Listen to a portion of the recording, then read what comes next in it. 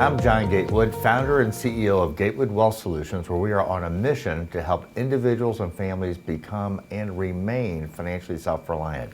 Welcome back to our Market Insight broadcast. I'm here today with our Chief Investment Officer, Aaron Tuttle. Welcome back, Aaron. John, I'm glad to be here. We're actually going to go over why it might be so difficult to become and remain financially self-reliant. Well, we've certainly been talking about inflation. That's making it more difficult to remain financially self-reliant as prices are going up. We're seeing that everywhere. We are. Yeah, sure. We've been talking about that since we actually began the broadcast. I don't think last week was the last week we're going to do inflation this year. No, but we have a new interesting topic that everybody's been asking about, and that is the federal debt. Yes. How long can we sustain this? Is this really going to collapse at some point, or is it actually going to be okay? So you're going to educate us on how this works, and one of the things you're going to talk about is something that we've looked at for quite some time, which is very interesting, and that is the debt clock. Yes. That shows how the debt is increasing second by second, minute by minute.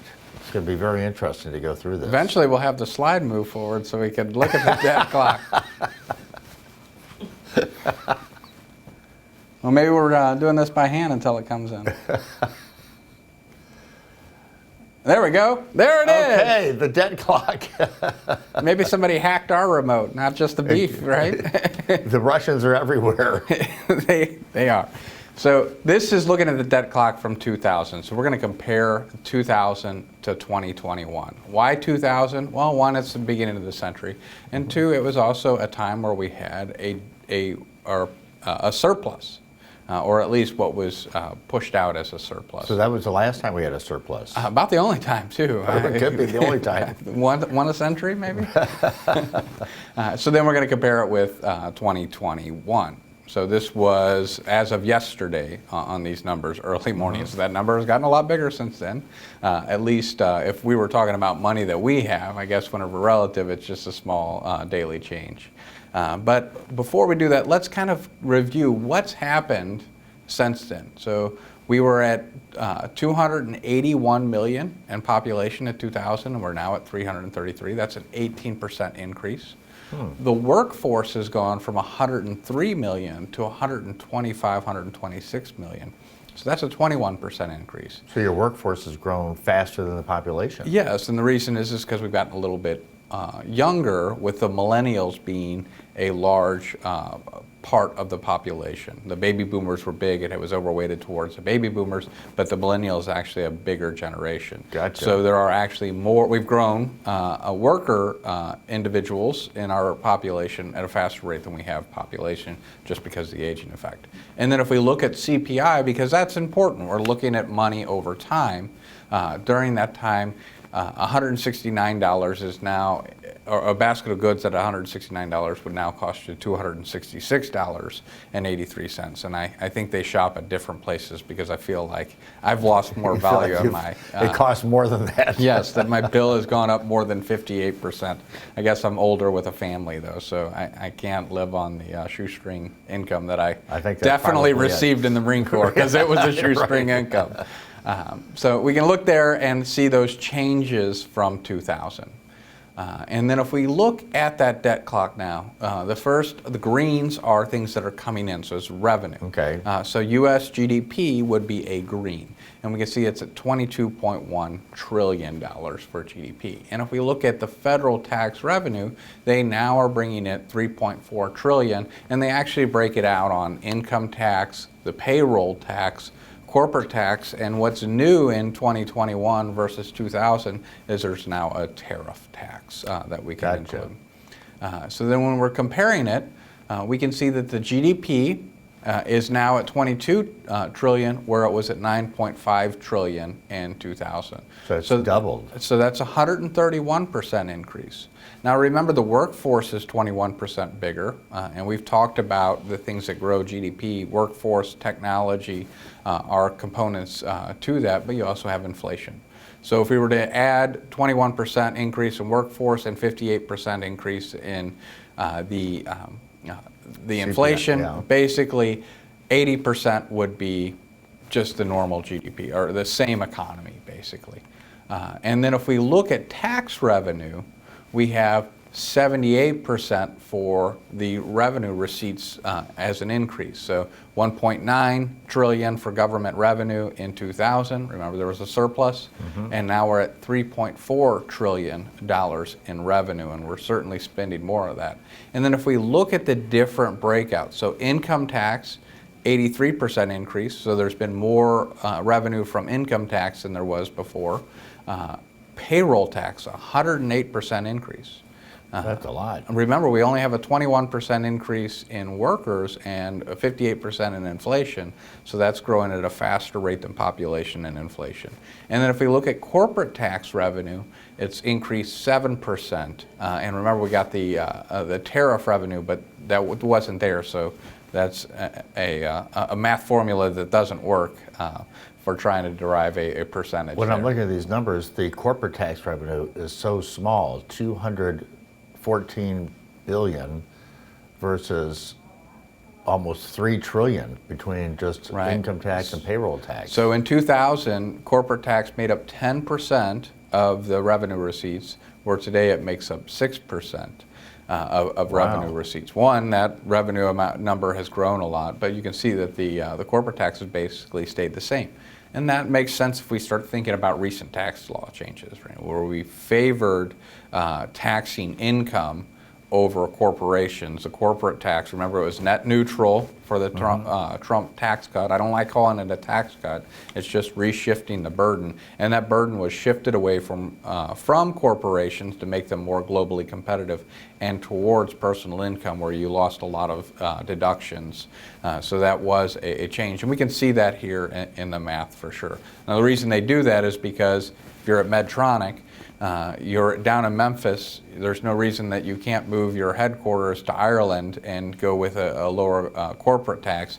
And one of the reasons that Secretary of Treasury Yellen is advocating for a minimum tax around the globe, so that you can't arbitrage just putting your area. Now, my personal belief is we have a minimum, it's 0%, but she doesn't agree. And we can see here that they are, the burden of tax revenue has not grown as fast as GDP. So it seems as though even if they raise the corporate income tax rate, that we're really not going to raise that much in revenues because of the fact that we have these corporations that are really multinationals and being taxed by other countries. Yeah, that's one of the difficulties about just trying to say, well, it's simple, raise taxes, is people try to avoid taxes. So capital is going to flow to where it's treated best. And then if we look on the other side, the red numbers, so this is debt, we see that our U.S. national debt is $28.3 trillion as of yesterday. Our federal spending was at $6.7 trillion official. There's actually a number below that says an actual, we're over $7 trillion already, but we're going to focus on that 6.7. And then the deficit is at 3.2 trillion.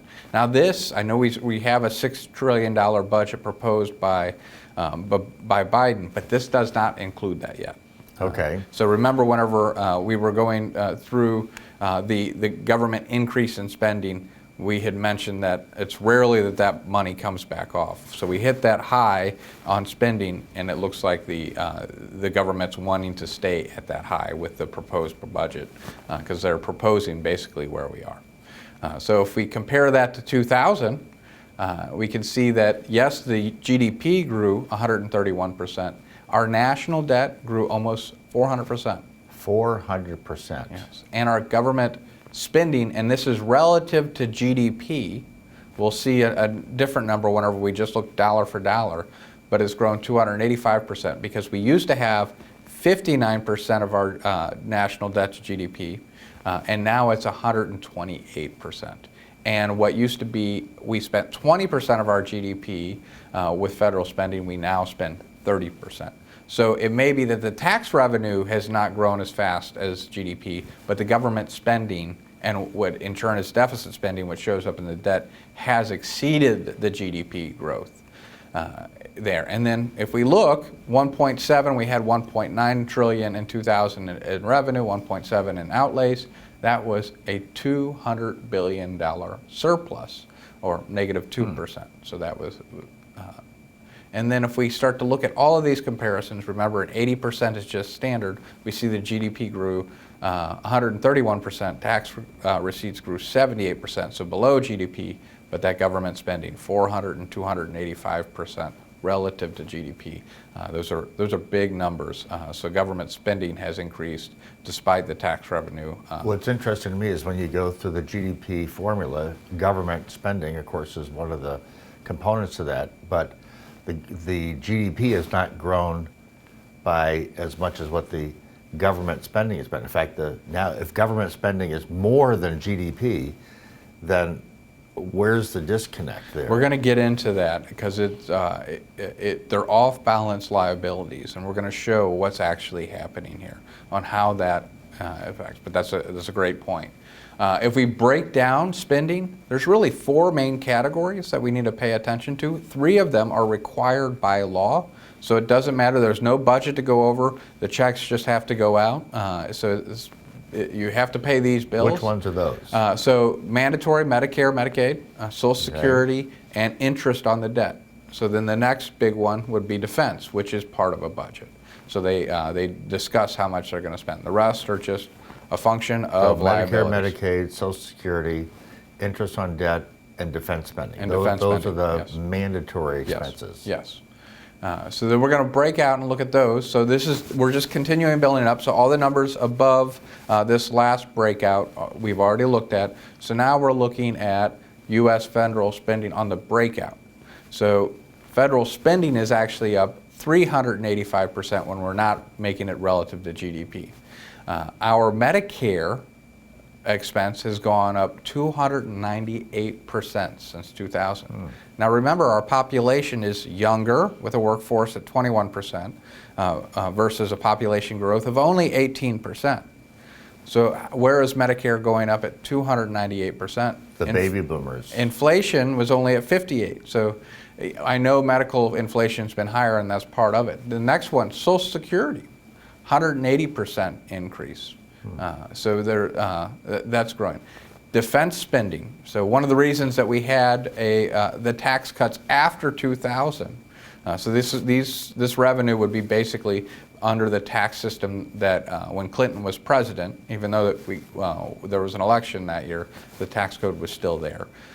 So we were going to have that peace dividend. That didn't turn out to come to fruition. We've been in Afghanistan for well over 20 years, but a 137% increase on defense spending. So from 307 billion to 727.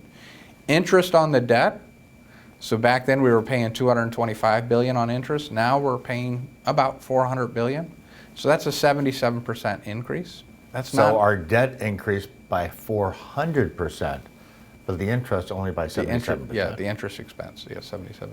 And then if we back out, okay, well, we know what we spend here, and we have these 4 categories. We're just doing back of the napkin to determine what the other is. We've had about a 543% increase. And a lot of that, you could say, is a stimulus bill. Yes. 2 trillion of it, and that's a fair statement. But once again, we're at 6.7. We're proposing 6.1 trillion. Is that going to stay? But even if it doesn't and it goes down, there's still some issues that we're going to address and talk about. If we look at relative to the spending, Social Security made up about 23, where it now makes up 17%. Seems like it's going down. Defense made up 11. Interest on debt was 13% of our revenue. It's now 6%. So why is this happening? Why is our debt expanding at a faster rate than GDP whenever we talked about the government spending? I can understand why interest didn't grow as much, is because the interest rates are lower. So it's a lower rate on a bigger number. But still, all the other factors seem to be out of line with what one would think as a rational person looking at money going in, government spending, and thinking about just regular economic theory. Absolutely. So here's what's going on. There are things that were that were unfunded, but still part of the government's liabilities that are now coming onto the budget, and that is.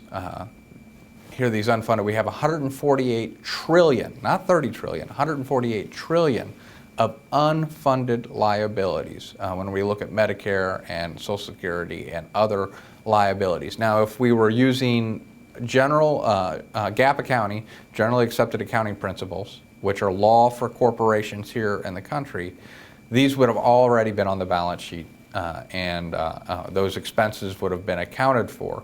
The federal government does not follow GAAP. They have their own set of rules, and probably letting the fox manage the hen house, really. But they have been having unfunded liabilities. So imagine if you had a pension as a corporation and you didn't outline the liabilities for those future pension benefits. That's essentially what has been happening.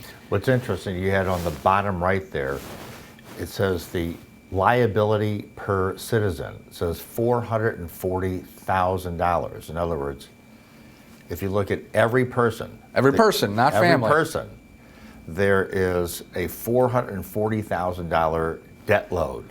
Yes.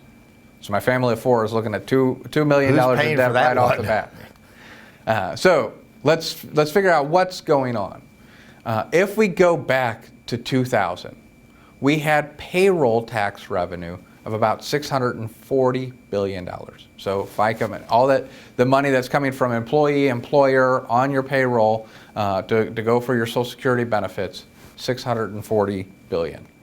And we paid out in Social Security, so transferred just from workers to retirees, $400 billion. So essentially, there was about $240 billion of excess tax receipts above the Social Security benefit. So they were collecting more than what they were paying out at that time. Yes, and now in generally accepted principle, you would say, well, we have a liability, this needs to offset, and the asset and the liability would have netted out. But instead, the liability is we're going to spend the money and put an IOU. Remember Gore's lockbox? I think Saturday Night Live did a skit on it in one of the debates on putting money aside. Well, we've been doing that. We've been doing it as treasuries, and that's an asset for Social Security to hold. But those are all those liabilities are now coming on because they actually have to be paid out. We don't have a surplus in the amount of revenue that we're receiving from payroll tax over the benefits. We now have to borrow into the market to actually fund those. So remember that surplus? Mm-hmm. That probably really wasn't a surplus, and you can go back and look at the debt. National debt actually went up that year as these were accounted for. That surplus was really, there was an expense for Social Security that wasn't being accounted, and all that's now rolling out onto the balance sheet. What does that look like today? We continue to see that Medicare, Medicaid, so if we look out here right at 2008, we're at $605 billion. We're now a little bit further out, so we're higher, but we can see all the way through 2030, it's going to continue up. It's going to be $1.2 trillion, and this is just Medicare, Medicaid, not Social Security. And then if we look further on the graph, and we can see that slope between 2010, 2030, we're about halfway to the baby boomers retiring. So that's what's happening and why the liabilities are becoming so big and they're going on claim, meaning that we have to fund them and send checks. So this will continue to progress. And there's a further complication because what about government borrowing? Right now we're monetizing it. Well, let's look at the interest rate. If we take that expense for interest in 2000 and 2020, $225,000 in 2000, and we had a $5.6 trillion debt, we can divide those and see the average interest cost was about 4%. And then now if we take $400 billion in interest expense, 77% increase, but the 400% increase in our debt, that comes to 1.4% average cost. So in other words, the average interest in 2000 was 4%, where today the average interest is 1.4%. Yes. So that's a significant reduction in the rate. Yes, 64% reduction. So then the question would be, if interest rates rise, even just what the average was then, right. What happens? If we take that 3.953 or 4%, multiply it by $28 trillion today, we would come down here. Remember those four items: Medicare, Social Security, defense spending, and interest on debt. The interest just on that $28 trillion, by the way, it's expected to be 50 at the end of Biden's first term, would be $1.1 trillion. We have revenue coming in of 3.4 trillion. So let's say somehow we decide we're going to really become, we're going to pull back on spending, and we're just going to try to live within our means. Well, 1.3 on Medicare has to be spent. 1.1 on Social Security has to be spent. And now 1.1 on interest on debt. If you just keep defense spending at 727 right off the bat, you haven't covered anything else in the government. You're at deficit spending of 783, or close to $1 trillion, three-quarters of a trillion. If you just spend Medicare, Social Security, and interest on the debt, and not defense spending, you're about even, but you're still a little bit in the hole. About 50 to $60 billion in the hole, and this is before you spent any money anywhere. Now, some people say, well, we could raise the taxes. Well, remember, we had a 131% increase in our GDP and a 400%. We would have an extra $4 or $5 trillion, and it basically would net up that you have about $3 trillion to fund the rest of the government. One of the concerns that I hear about is rising rates in the future.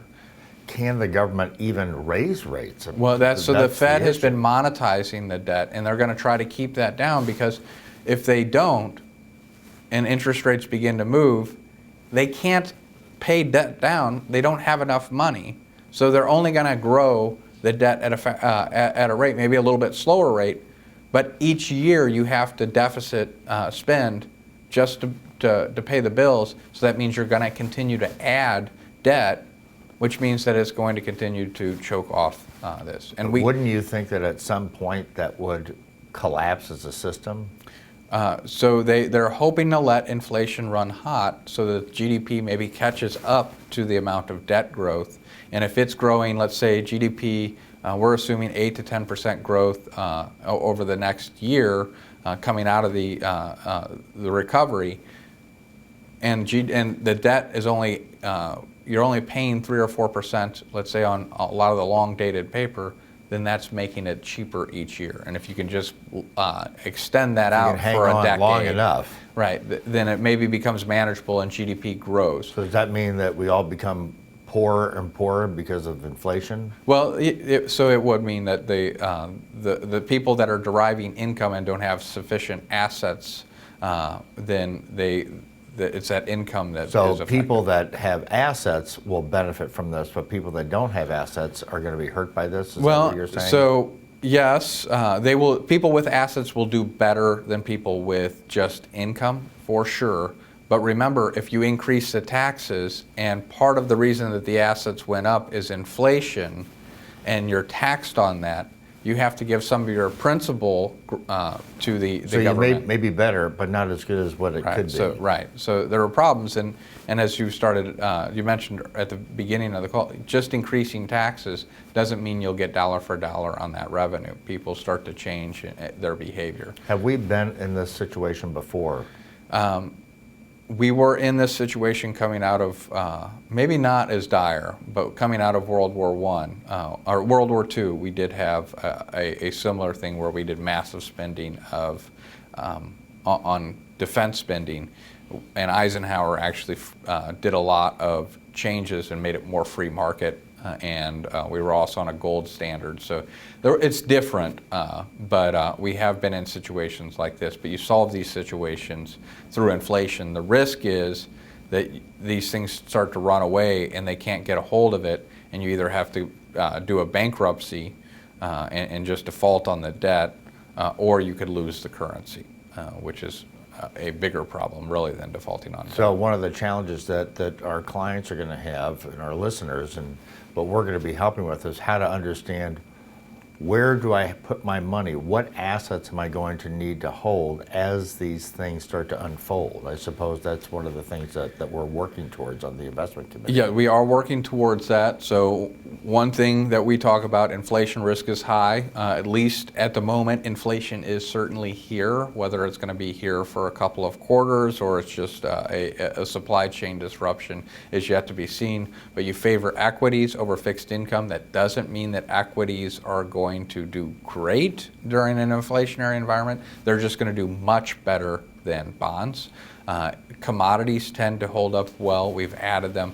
One of the problems that we're having in tax-sensitive accounts where we're behind the benchmark is because we're very much towards the growth, which helped out dramatically last year. I'm hoping to do a market insight on the performance and looking over from 2009 to 19 to present on the performance to demonstrate that that performance was great last year. But as that slows down, it's really dragged. And the reason it is because growth companies have earnings way out in the future. And value companies, their earnings are closer and they're oftentimes more tangible, like materials or oil or whatever. So as inflation gets put into the system, present goods are worth more than future goods. So then growth stocks are struggling in an inflationary environment. But we also don't want to give up a lot of tax hit. Some of our gains in our portfolio from last March are 97 to 100%. So we would give 20% of the gain, or almost 10% of the position, to Uncle Sam just for the capital gains. So we're making these changes. We've actually, as we've sold off growth, large cap stocks, we've gone into mid and small cap and towards the value, not into the extent that we have in tactical mutual fund, the qualified accounts. But over the last couple of weeks, we actually saw both the qualified and the tax sensitive do well in the environment. So we're getting the battleship churned on tax sensitive. It just takes longer. So we want to thank our listeners again for tuning in to our Market Insight broadcast today. As always, our goal is to give you our perspective on the market, the economy, current news, so that you can be better informed about your portfolios and that you can get some actionable advice on your money. So if our listeners want to share the information or share our broadcast, how would they do that? Down below, there's an arrow. Please click that arrow and send it over to your friends. While you're there, if you enjoyed this, make sure you like the video. We always love that feedback. And if you're not yet subscribed, please hit that subscribe button as well so that you never miss an update, whether it's the weekly Market Insight where we're taking a deep dive to give you actionable advice so you can make informed decisions, or just to get the skinny on the 3x3, which is Monday, Wednesday, and Thursday for that 3 minutes or less. And if you have any questions about your own personal portfolio, or if you have a friend who would like to learn more about what we do, please reach out to us on the phone number on your screen, and we'll be happy to speak with you with a complimentary conversation. They can also visit our website. We have plenty of videos there, as well as the ability to contact us if you would like to use a digital platform and not a phone. Thanks again for joining us. We look forward to having you back next week.